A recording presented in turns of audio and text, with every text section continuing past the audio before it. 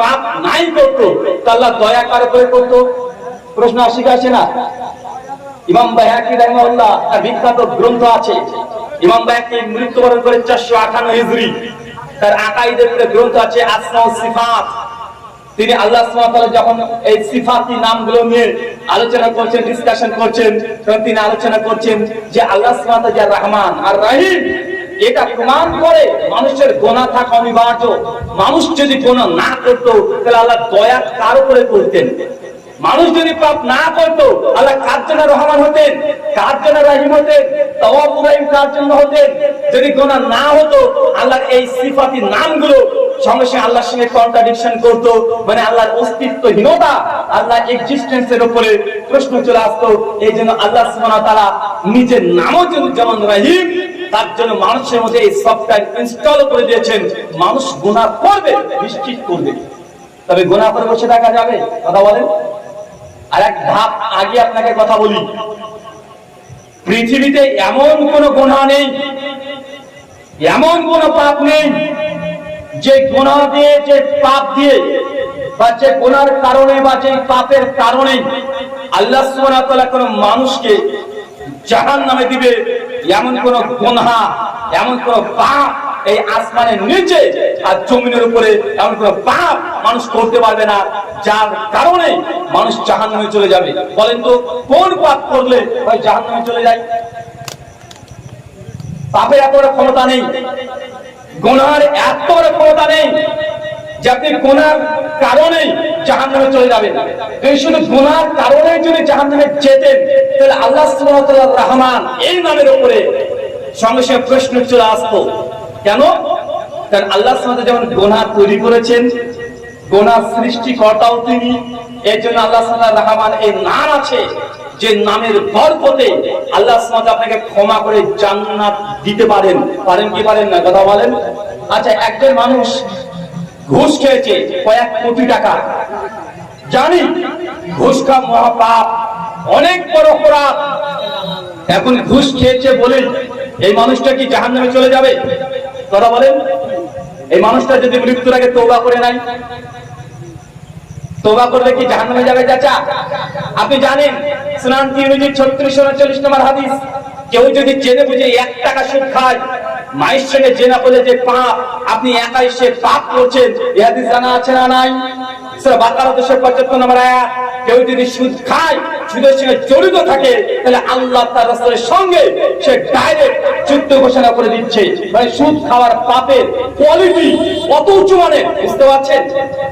1 টাকা সুদ খেলে মায়ের সঙ্গে জেনা বলে যেই পাপ, আপনি একাই সে পাপ করছেন, এত হাই কোয়ালিটির পাপ। কিন্তু সুদ খেলে সে মানুষ জাহান্নামে চলে যাবে যদি তার মৃত্যুর আগে যদি তওবা থাকে। কথা বলেন, তাহলে জাহান্নামে যাবে?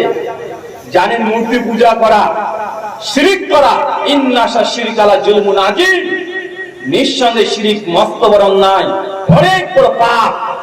কিন্তু কেউ যদি জীবদ্দশায় শিরক করে কিন্তু মৃত্যুর আগে যদি তওবা করে ফেলে, ধরেন একজন অমুসলিম হতে পারে, হিন্দু বা খ্রিস্টান, সারা জীবন সে মূর্তি পূজা করেছে, দুর্গা, লক্ষ্মী, কালী, সরস্বতী, শিব, গণেশ এদের পূজা অর্চনা করেছে, দিন রাত ষষ্ঠাঙ্গে অষ্টাঙ্গে প্রণাম পর্যন্ত করেছে।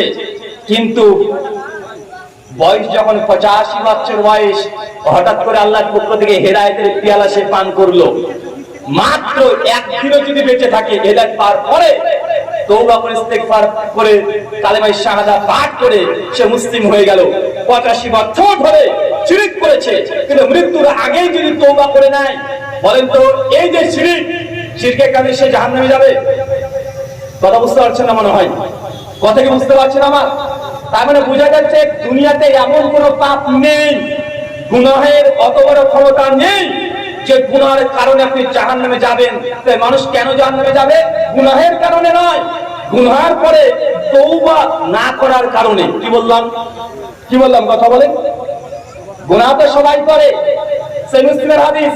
আল্লাহ নবী বলেন দুনিয়াতে এমন কোন মানুষ নেই যার আমলনামায় একটা গুনাহ লেখা হয় না, সেটা জিনা। জিনা মানে ব্যভিচারের গুনাহ। আবার আল্লাহ নবী জিনাকে ভাগ করছে, জেনার নাস, মানুষের হৃদয় দিয়ে জিনা করে কি করে না? চোখের জিনা আছে না নাই? চোখের জেনা আছে না? চোখের জেনা আছে, পায়ের জেনা আছে, হৃদয়ের জেনা আছে।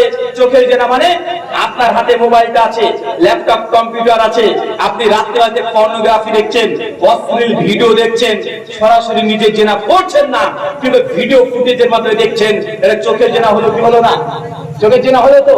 আচ্ছা বলেন তো, এখন চোখের জেনা থেকে কোন মানুষটা বেঁচে আছে দুনিয়াতে? যত বড়ই আমরা আলেম ওলামা হই না কেন, কতক্ষণ চক্ষুকে হেফাজত করবেন? আপনি আপনার স্ত্রীকে বোরকা হিসাব মেনটেন করছেন, আপনার ছেলে মেয়ে সকলেই হিসাব মেনটেন করছে, কিন্তু বাইরে থেকে বের হয়ে যখন রাস্তায় যাচ্ছেন তখন উলঙ্গ, অনেক উলঙ্গ নারীরা ঘুরে বেড়াচ্ছে। বেড়াচ্ছে কি বেড়াচ্ছে না? কতক্ষণ চোখ নিচু করে থাকবেন? চোখ নিচু যদি সবসময় করতে হয় তাহলে আর রাস্তাতে চলাচল করতে হবে না, ট্রাকে নিচে চলে যেতে হবে। কেন? চতুর্দিকে এগুলো হচ্ছে কি হচ্ছে না? আর এখন আধুনিক যুগে এসে চোখের জেনা খুব সহজ হয়ে গেছে। কেন? আপনার হাতে এই যে মোবাইলটা আছে, মোবাইলটা ফেসবুক আছে অথবা ইউটিউব আছে। আমি জানি আপনি ভালো মানুষ, আপনি খারাপ কোন সিনেমা টিনেমা গান টান শোনেন না। কি দেখেন? শেখ আব্দুর রাজ্জাক বিন ইউসুফ, বাংলাদেশের বিখ্যাত আলোচক বক্তা, তার বক্তব্য শুনেন। শেখ আব্দুর রাজ্জাক বিন ইউসুফ বক্তব্য দিচ্ছে, কাপুরুষের বাচ্চা কাপুরুষ, ওটা আপনার মেয়ে হেঁটে যাচ্ছে, হিন্দুর মেয়ে নয়। এখন আপনার মেয়েটা হিন্দুর মেয়ে নয়। আপনার মেয়ে কেন উলঙ্গ অবস্থায় রাস্তাতে চলাচল করবে? নেসাউন কাসিয়াতুন আরিয়াতুন, ওই মেয়ে যারা পোশাক পরা পরে উলঙ্গ জাহান্নামে যাবে। খুব একদম গরম বক্তব্য দিচ্ছে, ইউটিউবে শুনছেন, শুনতে শুনতে হঠাৎ করে দেখছেন ওই বক্তব্যের মধ্যে একটা ইয়াদ চলে এসেছে, এসে একটা সাবান বিক্রি করে দিয়ে চলে গেল। আচ্ছা না নাই কথা বলে? আন্ডার প্যান্ট বিক্রি করে চলে যাচ্ছে, বা মদ বিক্রি করে চলে যাচ্ছে, বা সিনেমার প্রোমো অ্যাড দিচ্ছে, বা আছে না নাই কথা বলেন? শেখ আব্দুর রাজ্জাক বিন ইউসুফ এখনই পর্দা নিয়ে আলোচনা করলেন, কঠোর আলোচনা করলেন। মনে হচ্ছে ঘরের জানলা ভেঙে চলে যাবে, তার কণ্ঠে এত জোর। ওই কথা শেষ হতে না হতে ইয়াদ চলে আসছে। কোরআন মাজিদ শুনছেন, শেখ সুদাইসের কণ্ঠে কোরআন শুনছেন, শুনতে শুনতে হঠাৎ করে একটা ইয়াদ চলে আসছে, আপনার চোখের সামনে উলঙ্গ নারীরা নাচ ডান্স করে চলে যাচ্ছে। বলেন চোখের হেফাজত করবেন কিভাবে? এই জন্য আল্লাহ নবী তিনি এমনি বলে যাননি, তিনি নবী, তিনি কবি না। কবিদের কথা ভুল হতে পারে, আবার ঠিকও হতে পারে, কিন্তু তিনি নবী। 1400 বছর আগে দেশে মোবাইল তো দূরের কথা, ওই হ্যালোজেন লাইট তো দূরের কথা, হারিকেনের কাজ পর্যন্ত মানুষ আবিষ্কার করতে পারেনি। পেরেছিল কথা বলে? চতুর্দিকে মরুভূমি, মানুষ পানি পান করার জন্য 1-2 কিলোমিটার তারা হাঁটাহাঁটি করতে হতো। উঁচু করার জন্য পানি 1 গ্লাসের বেশি পেত না, তারা গোসল করতো মাত্র 2.5 কেজি পানি দিয়ে। এমন পরিস্থিতি। বর্তমান 2025-এর আধুনিক যুগ, এআই আর্টিফিশিয়াল ইন্টেলিজেন্সের যুগে এসে আপনি 1500 বছরের মানুষ যে কিভাবে জীবন চালাতো এটা আপনি কল্পনা করতে পারবেন না। চাচা, বয়স যাদের 60-70 হয়ে গেছে আপনারা বলতে পারবেন, আজ থেকে 30 বছর আগে 1990-এর পরেই ধরেন, এলাকাতে যখন ইলেকট্রিসিটি ছিল না, এত লাইট যখন ছিল না, সেই সময় সন্ধ্যা মানে রাত্রি 8টা, এটা কেমন লাগতো বলেন তো? ভয়ঙ্কর না? ইলেকট্রিক নেই, রাজ্য কত ভয়ঙ্কর হতে পারে, রাজ্যে মানুষের হৃদয়ে ভয় সৃষ্টি করতে পারে, অন্ধকার যে কত ভয়ঙ্কর হতে পারে। আজকে 30 বছর আগেকার মানুষ তারা বলতে পারবেন, বুঝতেও পারবেন। সেই সময় এত ইলেকট্রিক ব্যবস্থা ছিল না। মানুষ রাত্রিবেলায় 9টা-10টা বাজলেই গভীর রাত ঝিঝি পোকার ডাক চতুর্দিক থেকে আসতো।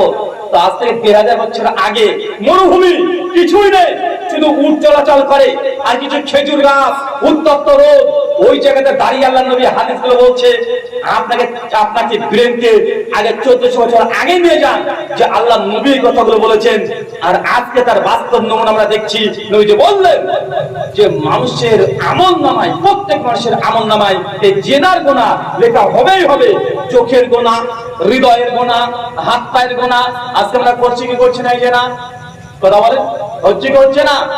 এটাকে নিয়ন্ত্রণ করা সম্ভব নয়, এটাকে নিয়ন্ত্রণ করা সম্ভব নয়। তবে হ্যাঁ, মিশকাত হাদিস নাম্বার 2321, সেই মুসলিমের হাদিস, হাদিস নাম্বার 3112, আল্লাহর নবী বলছেন প্রত্যেক মানুষের সঙ্গে একটা করে ফেরেশতা থাকে আর একটা করে জিন শয়তান থাকে। সাহাবীরা বলছেন, ইয়া রাসূলুল্লাহ, সব মানুষের কাছে জিন শয়তান থাকে? নবী বলছেন জি। স্যারের প্রশ্ন করে বলছে আল্লাহর নবী আপনার কাছেও থাকে? আপনার কাছেও আছে শয়তান? নবী বলছে জি হ্যাঁ আমার কাছেও আছে, তবে আমি ওই ইবলিশকে জিনকে ইসলামের দাওয়াত দিয়ে দিয়ে তাকে কাবু করে ফেলেছি। সে আমাকে কোনো অস্ত্র দিতে পারে না, সে যদি কোনো পরামর্শ দেয় ভালো ছাড়া মন্দটা দেয় না। তার মানে বোঝা গেল আপনার সঙ্গে সবসময় জিন শয়তান এটা আপনার আছে। আপনি জিনের অস্তিত্ব পেয়েছেন, শয়তান ইবলিশ এটাকে আপনি নিজে চিনতে পারবেন। মানুষকে যে ওয়াসওয়াসা দেয় এটা বাস্তব, আপনি নমুনা নিজে থেকে যদি ফিল করতে চান আপনি পারবেন। একটা উদাহরণ দিই, আপনি বুঝতে পারবেন নিজেই। ধরেন কোন একটা গুনাহের কাজ আপনার সামনে আছে, আপনি একজন নামাজি ব্যক্তি, জাস্ট এক্সাম্পল দিচ্ছি, নামাজি ব্যক্তি ফেসবুকে দেখছেন একটা মেয়ে আপনার ফেসবুক কমেন্টে বারবার এসে কমেন্ট করছে, আপনি নামাজি ব্যক্তি আপনি ইগনোর করছেন, মানে গুরুত্ব দিচ্ছেন না। হঠাৎ করে দেখবেন কোন এক সময় বলবেন আপনার ভেতরে কি যেন আপনার সঙ্গে কথা বলছে, আরে কমেন্ট করছে উত্তর দে না, দে তো দে। এরকম আপনার ভেতর থেকে কথা আসেন, একটা কথা বলেন আসি কি আসে না? আরে বাবা সব আল্লাহর ওলি মনে হচ্ছে এরা। বা আপনি যখন কোনো পাপ করতে যাচ্ছেন 2-3 দিন 4 দিন ওই জিনিসটা দেখেছেন, কিন্তু আপনি জাস্ট ইগনোর করেছেন, না এটা করা যাবে না, পাপ, আউযুবিল্লাহ, আস্তাগফিরুল্লাহ, আপনি বলেছেন। 4 দিন 5 দিন পরে দেখবেন ভিতর থেকে আপনার সঙ্গে কে যেন কথা বলছে, আরে কি কি হবে, কোনো সমস্যা নেই তো, এরকম কথা বলে কি বলেন আপনার সঙ্গে? আপনি করতে যাচ্ছেন, না না না না এটা করা যাবে না তো। মানে একবার ভালো চিন্তা আসছে, একবার খারাপ চলে আসছে। মানে একবার আপনাকে শয়তান গোদা দিচ্ছে, আরেকবার ফেরেশতা আপনাকে পেছন দিয়ে টেনে ধরছে। মানুষ নিজের ব্রেন দিয়ে নিজে কন্ট্রোল করতে পারে না, মানুষকে পরিচালনা করছে ভেতর থেকে। আপনি নিজে অনুভব করতে পারবেন। একটা ভালো কাজ করার জন্য আপনাকে উদ্বুদ্ধ করছে, আবার আরেকজন বলছে না না না করতে হবে না, অন্য কোনো মানুষ হিসেবে বলছে না, যে ভেতরে দুই রকমের সবসময় প্রশ্ন আসছে, আসে কি আসে না, কথা বলেন। এটা হচ্ছে মানুষের সঙ্গে শয়তানের ওয়াসওয়াসা। শয়তান মানুষকে এইভাবে প্রলোভন ভেতর থেকে দেয়। তাই শয়তানকে যতক্ষণ আপনি চিনতে না পারবেন ততক্ষণ গুনাহ থেকে বাঁচা সম্ভব নয়। তার জন্য শয়তানকে আগে চিনেন, ইবলিশকে আগে চিনেন। পাপ থেকে বাঁচার জন্য প্রথম ফার্স্ট কাজ যে শয়তানি অসেসা কোনটা এটাকে চিহ্নিতকরণ করতে হবে, নচেত পাপ থেকে বেঁচে থাকা সম্ভব নয়। 2, যদি গুনাহ থেকে বাঁচতে চান বন্ধু নির্বাচন। কি বললাম? কার সঙ্গে চলাচল করছেন, কে আপনার বন্ধু, কার সঙ্গে তামাশা করছেন, টাইম পাস কার সঙ্গে করছেন।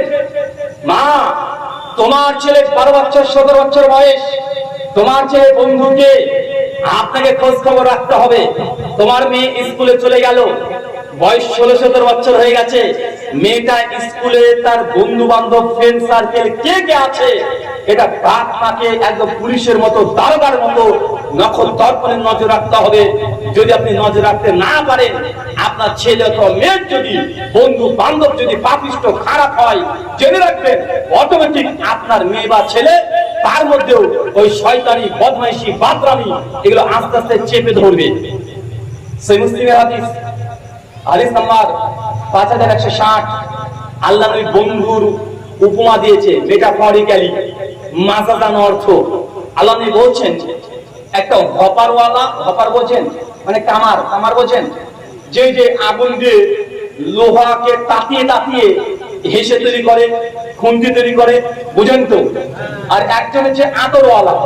আল্লাহ নবী বলছেন যে হপারওয়ালা আর আতরওয়ালা এগুলো হচ্ছে বন্ধুর মেটাফরিক্যালি রূপক অর্থে বন্ধুত্বের প্রকৃতি তিনি বুঝিয়েছেন।